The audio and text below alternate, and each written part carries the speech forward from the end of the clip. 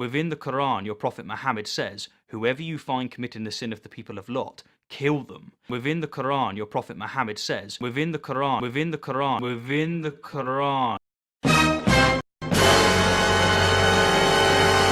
Weird flex, but okay.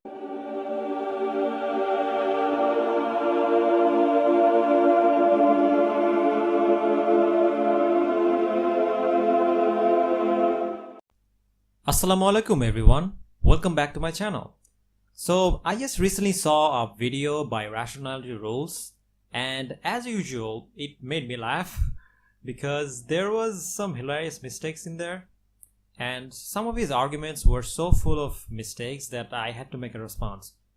I mean, in the video he accuses this sister of being factually incorrect about Islam, and then he goes on to confuse a hadith as a Quran verse. Anyway, so I really hope that this is an editing mistake, because if he was serious, then he is more ignorant on Islam than I thought. Now, what he actually quoted was a hadith from al-Tirmidhi 1456, where it reads that Ibn Abbas, may Allah be pleased with him, said, "The Messenger of Allah, peace and blessing of Allah be upon him, said, whoever of you find doing the actions of the people of Lot, execute the one who does it and the one to whom it is done." Now, not surprisingly, he mentioned another hadith which is from Abu Dawud. This is in Sunan Abu Dawud 4463. This is the hadith he mentions earlier. And the other one is from Jami al-Tirmidhi, and this is 1456. Now, to my knowledge, both of these hadith comes from the same chain, and both of these hadith are weak because according to scholars, this tradition is narrated on the authority of only two of the companions of the Prophet, namely Ibn Abbas and Abu Huraira. Thus, it is classified as Khabar al-Wahid, which means a hadith related by a single authority or through a solitary chain of transmission.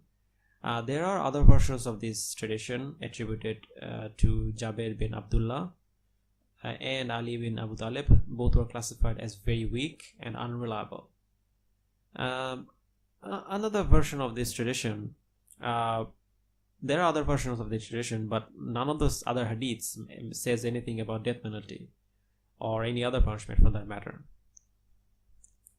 And none of the tradition attributed to the Prophet Muhammad on this subject was accepted as authentic or strong. None of the hadith scholars ever accepted them as as authentic. Now, actually, if you go to sunnah.com and you look at the translation, this hadith is actually mistranslated, which I'm actually quite shocked by, because Sunnah.com is actually a very popular website. But if you actually translate the Arabic that is written here, you will actually see that Tirmidhi, he actually posts a very detailed analysis of why this hadith is actually considered weak and why it's not acceptable. And he basically mentions multiple narrators. One in particular, I think, Amir bin his name is Amir, and basically he's a very weak narrator in the chain, and he basically gives a whole detail of why this hadith is weak. And if you actually go to some kind of a translator, or if you read Arabic, you can see this, because the funny thing is that the Arabic is very long, but they only write 3 lines of it. Three. I hope they kind of fix it. And the other hadith that he mentioned, 4463, this is also weak. Abu Dawud himself mentions this, and also most of the hadith scholars, they explain why these hadiths are considered weak. For example, the eminent hadith scholar and jurist Jamal al-Din al-Jayi, he lived around 1361. He basically provides a very detailed analysis of all the chains of transmission of the hadith, and he cites numerous renowned authorities in the field of hadith or hadith scholars, such as Yahya ibn Ma'in, Sahih al-Bukhari, al-Tirmidhi, al-Nasai, al-Dawabi, and others, who also classified these hadiths or this chain as weak, and all its various chains of transmission as very weak, unreliable, inauthentic, or unfounded. Takhrij, ahadith, al-Hidaya, sorry if I'm butchering these names. You can find this in volume number 3, page number 339 to 340. And these are all scholars from the 9th century. So this is not like some moderate Islamic scholar. These are all scholars from the 9th century. And homosexuality was something completely despicable back then. So they have no reason to lie. So and you can check this out in an article I'll post down below, where they give a detailed analysis of why these hadiths are not acceptable. The Hanafi school of thought, they basically do not accept this hadith as a strong authority. I think the same goes for the Shafi. So yeah, so as you can see, both of these hadiths chain is very weak. However, none of that makes a difference, because the act of homosexuality is something that is completely detested in Islam. The Prophet ﷺ still cursed people who practice homosexuality. The Quran has multiple verses that describes the death and destruction of the people of Lot. So this is not something that's allowed in any way, shape, or form. Now, Islamic position on homosexuality is very clear. However, I know that among homosexuals, they have a high rate of depression and suicide. So I just want to say that if you are homosexual, then there is nothing wrong with you. You are still a beautiful creation of Allah subhanahu wa ta'ala. However, we as Muslims believe that practicing homosexuality is evil. It is immoral and it's wrong. So no matter how you feel, if you are a Muslim who has homosexual urges, you cannot practice it. It's just part of the religion. Much like how some Buddhist monks can't eat meat or never get married. This is no different. If they can do it, so can you. Just don't practice homosexuality. You know what's funny though? Gautam Buddha banned sex in general. Yet I don't see anyone making a big fuss about that.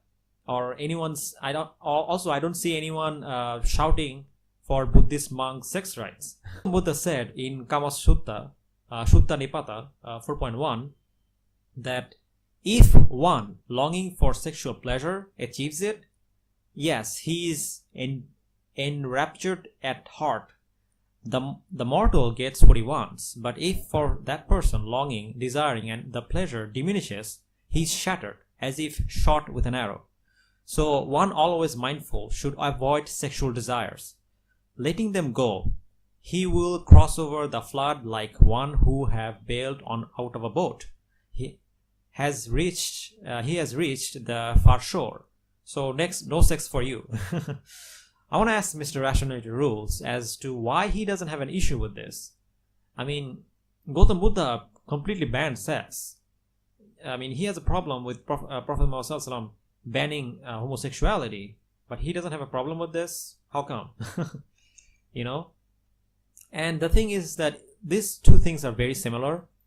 He banned he banned sex the same way Prophet Muhammad Sallallahu Alaihi Wasallam banned homosexuality. Also, Islam isn't the only religion that condemns homosexuality. For example, in the Bible, it says, if a man lies with a man as one lies with a woman, both of them have done what is detestable. They must be put to death. Their blood will be on their own hands.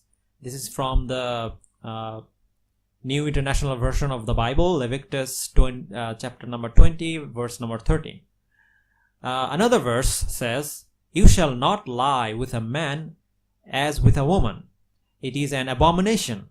By the way, the Quran doesn't say that homosexuals are an abomination. So they went far above that anyway. So this can be found in Leviticus chapter number 18, verse number 22. The same sentiment can be found in Hinduism. A notable character from Hindu mythology is Lord Agni. Though he is married to goddess Swaha, the god of fire often accepts semen from other deities. In the Skanda Purana, I don't know how you pronounce it, I'm sorry.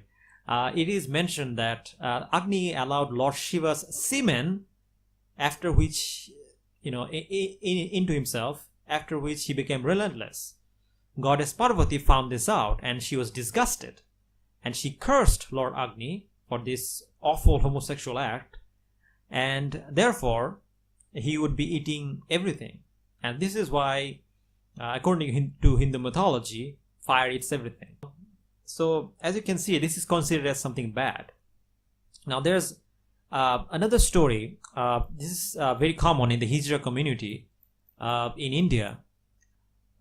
This is a story of the Hijra community goddess. Sorry if I'm butchering this name, but it's called Bahuchara Devi. And the story is that she was a princess married to a transgender male. The transgender are those who don't feel one with their bodies, transgenders.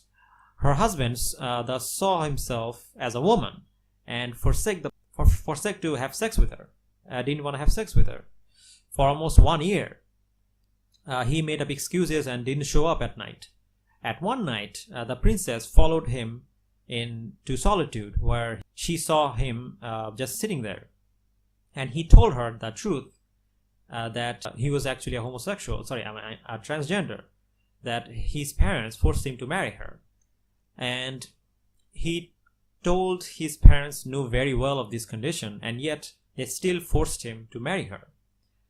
Hearing this, Bahuchara, the goddess, got very angry, and get this, she actually cut his dick off. She cut his dick off. And this goddess is worshipped by the transgender community in India. And even now, they still practice this. They basically, when they become adults or, when they become teenagers, they cut off their dick.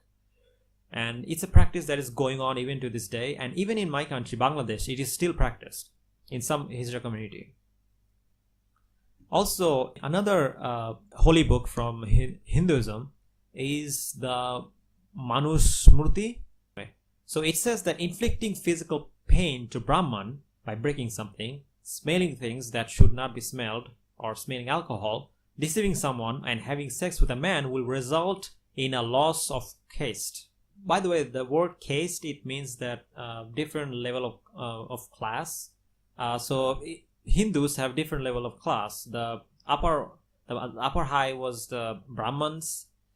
The second high was the Kshatriya, and the next one was the Vaishya, and the lower caste was the Shudra, or the slaves, basically.